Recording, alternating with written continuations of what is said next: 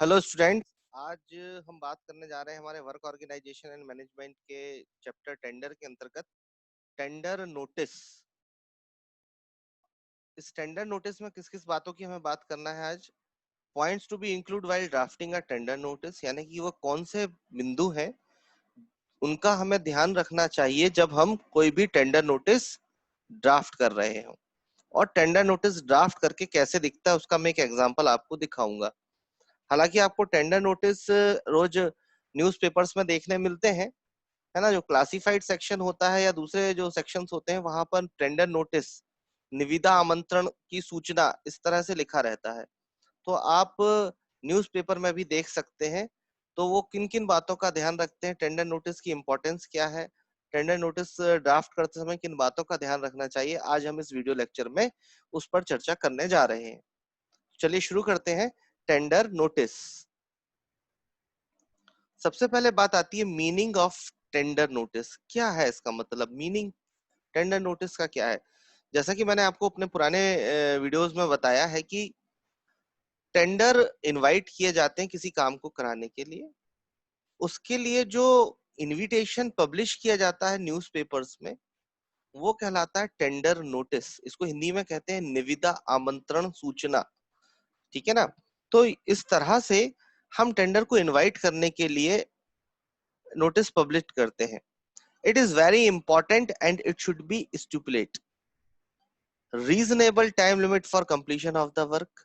मतलब reasonable time होना चाहिए उस काम को खत्म करने का। ऐसा नहीं कि बहुत ज्यादा दे दिया समय या बहुत कम दिया। It should be in a standard form of department, और ये डिपार्टमेंट के स्टेशन स्टैंडर्ड फॉर्म में होना चाहिए। It should be displayed in daily local newspapers और नोटिस बोर्ड्स। तो जो ऑफिस के नोटिस बोर्ड्स हैं और आपके जो डेली न्यूज़पेपर निकलते हैं उसमें पब्लिश होना चाहिए। आजकल एक नई चीज और आई है, ई टेंडर। तो उसका ऑनलाइन पब्लिकेशन भी होता है। एक पोर्टल है, उस पोर्टल पर ये सारे टेंडर्स फ्लोट होते हैं। वहां से जो इंटरेस्टेड कॉन्ट्रैक्टर्स होते हैं, जो रजिस्टर्ड कॉन्ट्रैक्टर्स होते हैं, वो वहां से भी उनको डाउनलोड करके ई फाइल्ड कर सकते हैं। तो वो ई टेंडरिंग जो है वो आजकल नया आया है। It should be in a tabular form containing essential information about name of authority inviting tender। यानी कि ये टेबुलर फॉर्म में होना चाहिए और उसमें ये जरूर लिखा होना चाहिए कि कौन सी अथॉरिटी इसको इनवाइट कर रही है। स्पेसिफिकेशन ऑफ कॉन्ट्रैक्टर्स, कॉन्ट्रैक्टर के लिए क्या स्पेसिफिकेशन है। नेम ऑफ वर्क, ठीक है ना, काम का नाम। और लोकेशन, कहाँ पर करना है। पता चला बहुत इंटीरियर इलाके में, वहां पर हमारे रिसोर्सेज अवेलेबल नहीं है, तो वहां तक उसको बताना जरूरी है कि ये काम कहाँ पर होना है। एस्टिमेटेड कॉस्ट, कितने का काम है। Price of tender, tender document मुफ्त में नहीं मिलता, उसकी एक प्राइस होती है, वो आपको पे करना होती है। जब जाकर, जैसे आप अभी पुराने अब तो सब ऑनलाइन हो गया है, पहले एग्जामिनेशन फॉर्म कॉम्पिटिटिव एग्जाम्स के हम लोग पहले परचेज करते थे, फिर उसको फिलअप करके उसकी फीस का डिमांड ड्राफ्ट लगाकर उसको भेजा जाता था। जब से ये डिजिटल टेक्नोलॉजी आ गई है तब से ऑफलाइन कम हो गया। लेकिन कुछ फॉर्म्स आजकल आपको खरीदना पड़ते हैं तो उसकी आपको पे करना पड़ता है उस फॉर्म की कीमत। प्राइस ऑफ टेंडर के बाद earnest money and security deposit, इसको हम सेपरेटली डील करेंगे, लेकिन मैं आपको बहुत छोटे से मैं बता देता हूँ। अर्नेस्ट मनी, अर्नेस्ट मनी आपको एक राशि जमा करना पड़ती है टेंडर का फॉर्म जब आप सबमिट करते हो उसके साथ। और कितना होगा ये हो सकता है, इसका एक परसेंटेज होता है, उसको हम डिटेल में और सेपरेटली डिस्कस करने वाले हैं, इसलिए मैं इस पर ज्यादा बात अभी नहीं कर रहा हूँ। सिक्योरिटी डिपॉजिट, धरोहर राशि, ये कितनी होगी, जो भी जितने का काम है उसमें धरोहर राशि आपकी कितनी ली जा रही है। Last date and accepting authority, last date क्या है और उसकी एक्सेप्ट करने की अथॉरिटी कौन कौन है। तो ये मीनिंग टेंडर नोटिस में हम इंक्लूड करेंगे, ठीक है ना। और ये बहुत ही इंपॉर्टेंट है टेंडर नोटिस में देना। अगर ये बातें नहीं होंगी टेंडर नोटिस में तो जो कॉन्ट्रैक्टर्स हैं वो अपने बिड नहीं कर पाएंगे। Points to be included while drafting a tender notice. आप जब किसी गवर्नमेंट सिस्टम में या प्राइवेट सिस्टम में, जो जिस भी ऑर्गेनाइजेशन में आप काम करते हैं, वहां पर आपको रिस्पॉन्सिबिलिटी दी जा सकती है कि आप टेंडर नोटिस ड्राफ्ट कीजिए और इनवाइट कराइए टेंडर। तो टेंडर नोटिस ड्राफ्ट करते समय आपको किन बातों का ध्यान रखना चाहिए, उसके बारे में हम बात करने वाले हैं। क्योंकि डिपार्टमेंटल वर्क अब बहुत कम हो गए हैं, तो मैक्सिमम चाहे वो प्राइवेट ऑर्गेनाइजेशंस हो और चाहे वो गवर्नमेंट ऑर्गेनाइजेशन हो, ये सब कॉन्ट्रैक्ट मेथड को प्रेफर करते हैं। तो कॉन्ट्रैक्ट मेथड को प्रेफर करने के लिए हमको टेंडर्स फ्लोट करने पड़ते हैं और टेंडर इनवाइट किए जाते हैं। The tender notice should be as short as possible to save the heavy advertisement charges. आपको पता है कि टेंडर नोटिस छोटे से छोटा होना चाहिए, as short as possible to save the heavy advertisement charges.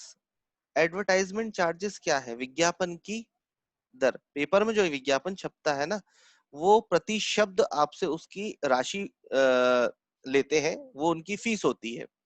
तो ये जितना छोटा होगा उतने कम पैसे लगेंगे। तो हमारी बात ये होना चाहिए कि हम शॉर्ट एंड स्वीट कर दें, जिसमें हम कम से कम शब्दों में कम से कम स्थान पर, उसकी स्थान भी होता है कि फ्रंट पेज का इतना चार्जेस है, इस पेज का इतना चार्जेस है, इतने शब्दों का इतना चार्जेस है, इतने बाई इतने का कॉलम आप लेंगे तो जितना छोटा होगा आपके पैसे बचेंगे। तो एडवर्टाइजमेंट चार्जेस को हमको बचाना है। However tender notice should give the minimum information about the work. ऐसा नहीं कि आप सारा कुछ उसमें लिखने चले जाएं कहानी। जो भी क्रिस्प एंड क्लियर इंफॉर्मेशन है वो उसमें होना चाहिए। तो एक an ideal tender notice should include the following particulars. जब कोई एक आदर्श टेंडर होगा तो उसमें क्या क्या बातें होना चाहिए, जिसमें सारी चीज आ जाए।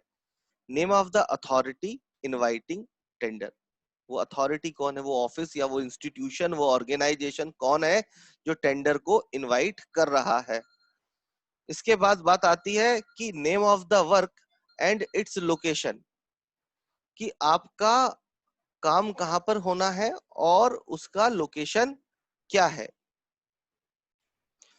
तो हम बात कर रहे थे कि name of work and its location, उसका नाम का काम क्या, नाम क्या है और उसकी लोकेशन कहां पर है।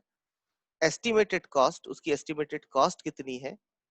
इसके अलावा टाइम लिमिट, समय सीमा क्या है। Earnest money along with the tender, tender के साथ आपको कितनी अर्नेस्ट मनी जमा करना है। एक राशि होती है जो टेंडर के साथ जमा की जाती है, ये इसलिए जमा कराया जाता है जिससे कि सीरियसनेस ऑफ कॉन्ट्रैक्टर बनी रहे। नहीं तो हर कोई उठाएगा और एक फॉर्म भर के जमा कर देगा और डिपार्टमेंटल वर्क बढ़ते रहेंगे। तो अर्नेस्ट मनी अगर वो सिंसियरली दिए गए इंस्ट्रक्शंस को फॉलो नहीं करता है तो अर्नेस्ट मनी जमा हो जाती है। इसमें हम डिटेल में बात करेंगे अगले वीडियो लेक्चर में। Availability of data and forms, जो भी उसके डाटा है वो। The last date and place and time of tender, अंतिम तिथि क्या है, कहां पर मिलेगा, क्या समय रहेगा। Right to reject the tender, ये बहुत इंपॉर्टेंट टर्म है, right to reject the tender, कि टेंडर को रिजेक्ट करने का राइट जो है वो कंपिटेंट अथॉरिटी के पास रिजर्व होगा। तो ये पॉइंट्स इंक्लूड किए जाते हैं किसी भी आइडल टेंडर में। चलिए आगे बढ़ते हैं। टेंडर नोटिस का मैं आपको एक सैंपल दिखाता हूं कि टेंडर नोटिस बनता कैसे है, ठीक है ना। और टेंडर नोटिस ड्राफ्ट करते समय क्या क्या बातें लिखी जाती है और किस तरह से लिखी जाती है। तो देखते हैं tender notice. Tender notice number such and such, कोई भी नंबर हो सकता है। ऑफ द ईयर, मैंने ये हाइपोथेटिकल डाटाज लिए हैं, 2020 टू 21 इस साल के लिए काम है। Sealed item rate tenders are invited in B2 form from the registered contractor for the following work, कि B2 फॉर्म रजिस्टर्ड कॉन्ट्रैक्टर से इनवाइट किया जा रहा है और आइटम रेट टेंडर है। ये यहाँ लिखा हुआ है किस टाइप का टेंडर है, क्या क्या बताना है। नेम ऑफ द वर्क, तो नाम क्या है, construction of a computer centre for government polytechnic Naugaon, एक कंप्यूटर सेंटर बनाना है।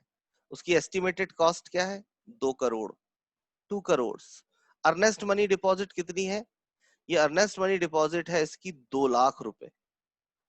केवल फॉर्म जमा करने के लिए है आपको 2 लाख रुपए, ठीक है ना।